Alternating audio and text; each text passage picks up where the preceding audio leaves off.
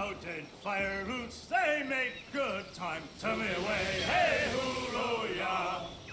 With the clear white streets and inlets fine, hurrah for the dead bylines. Oh, they're the lines where you can shine. Tell me away, hey hoo-ro-ya. Oh, they're the lines where I spit. You find yourself in cold, suffocating darkness. There is a familiar weight in your hand.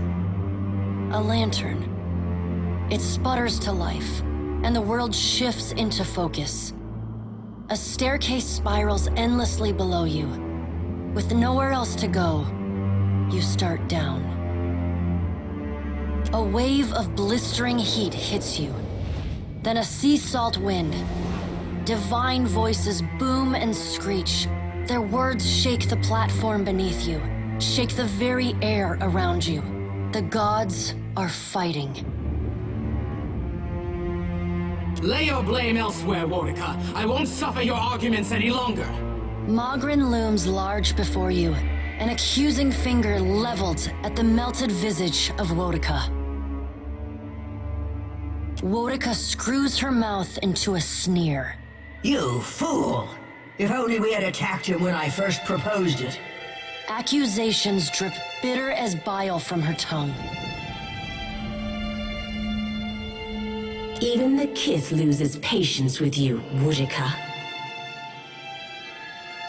The pallid knight looks down at you, a frown etched deep in her otherwise statue-still features. I am afraid we are not at our best. The Watchers return. Perhaps we should hear what she has to say. Helia's birds chatter anxiously among themselves. Wal's many eyes alight on each god in turn. We make little enough progress on our own.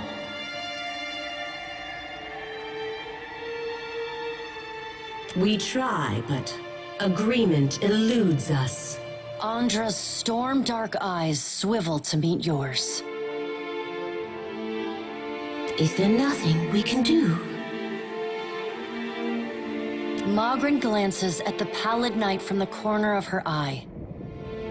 After a thoughtful pause, she speaks. The time has come for us to seize the power we have long left untouched and absorb our scattered children. Andra nods, her lure bobbing bright. Terrible though it would be, perhaps you are right. I did, and I was scolded like a child for my terrible audacity. A curl of steam rises from her nose. The pallid knight looks on, impassive. Should we be killed in our god forms, we can possess you, our godlike children. Or should we face a force too powerful to stand against, we can absorb your souls, granting us additional strength.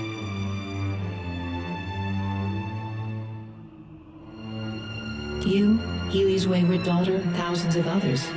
Yes, you would all die. The pallid knight speaks with the chilly temperance, possessed only by the god of death. But the time for that plan has long passed us by. Are we to keep nothing for ourselves? Not a single secret retained? Not a solitary mystery? Mogren elbows one of Wal's floating eyes away. Aeothis will lay bare our every secret soon enough.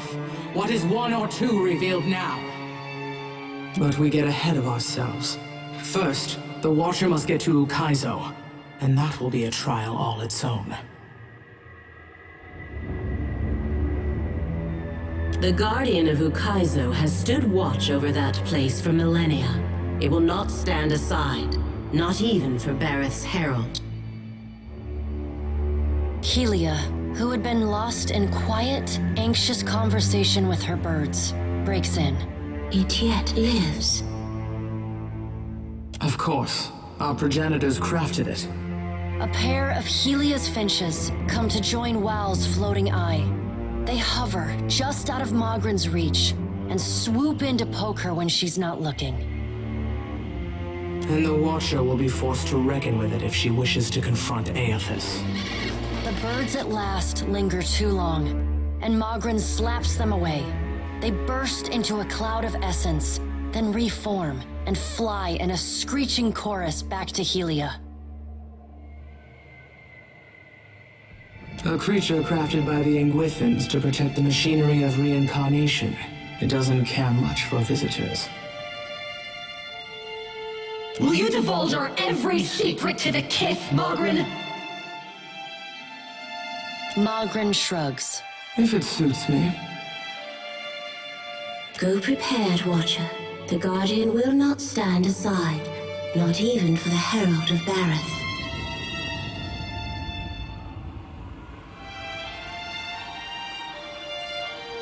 It is not one of Galawain's mindless beasts. It has a heart and a mind, and it will throw neither away to oppose Eothas.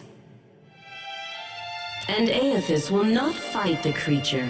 It would prove little more than a distraction for him, especially as my tsunami and Mogren's volcano couldn't stop him.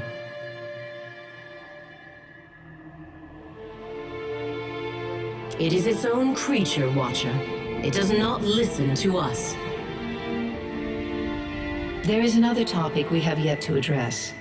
The Pallid Knight holds up one gauntleted hand, and the other gods fall silent. Tell me, Watcher, where do you stand? What do you think of Aeothis' scheme to destroy the wheel?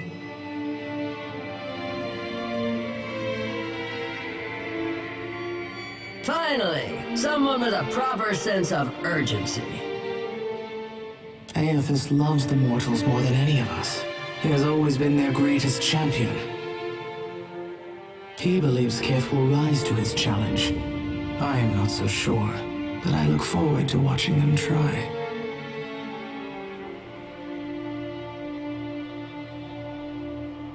He found our blind spot and exploited it admirably. By the time we even had a hint of what it was he intended, it was already too late to stop him. If we still had our bodies, we could oppose him. Woedica balls her bony hands into fists and glares long at Andra. Do not lay your blame on me. We set them aside after I killed Abaddon, it is true, but you did not fight the decision then. She turns her back on Woedica then, and looks instead to the Pallid Knight. What if Aeothis is right, and Kith succeed in rebuilding the wheel? What then?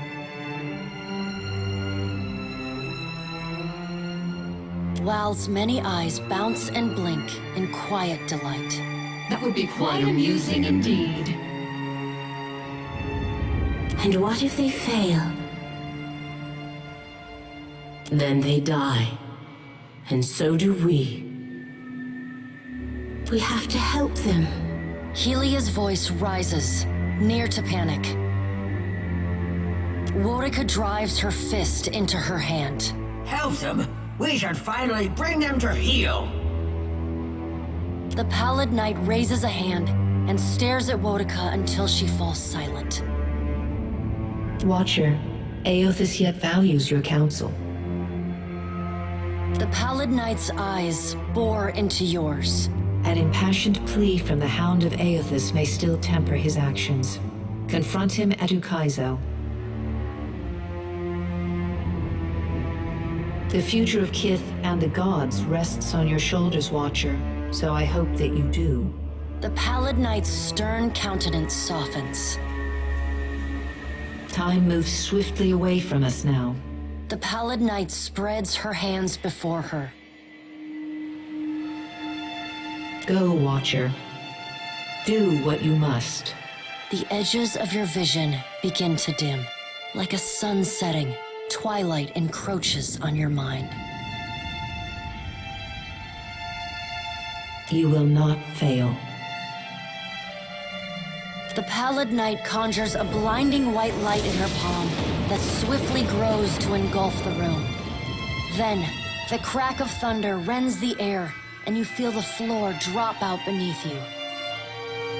You come to flat on your back, staring at an all-too-familiar ceiling. Alone, once again.